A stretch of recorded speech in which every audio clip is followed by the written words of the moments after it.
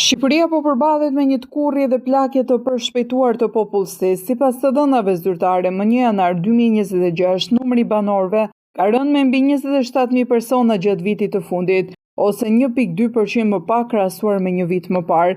Sipas Monitor, rënja po prek veçanërisht moshat e reja, grup mosha nga 0 deri në 4 vjeç, u tkurr me 2.3%, ndërsa uljet më të forta u regjistruan te të rinjt, 25 deri në 34 vjeç. Kryesisht si pasojë e migracionit dhe rënjes së lindshmërisë. Në total, popullsia e grup moshave 0 deri në 34 vjeç u paksua me rreth 33.000 persona gjatë vitit 2025, një shifër e krahasueshme me numrin e banorëve të një bashkie të vogël.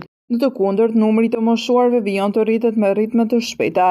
Grup moshat 70-79 vjeç dhe ato mbi 85 vjeç kanë shënuar rritje më të madhe, duke konfirmuar trendin e plagjes së popullsisë dhe ndryshimin e strukturës demografike të vendit. Ekspertët paralajmërojnë se këto zhvillime do të kenë ndikim të drejtpërdrejtë në ekonomi dhe në tregun e punës. Tkurrja e vazhdueshme e grup moshave aktive pritet të sjellë mungesë të fuqisë punëtore dhe profesionistëve të rinj, ndërsa rritja e numrit të moshuarve do të shtojë presionin mbi sistemin e pensioneve, shërbimet shëndetësore dhe kujdesin social. Emigracioni dhe lindshmëria e ulët mbeten faktorët kryesorë që po përshpejtojnë këtë transformim demografik.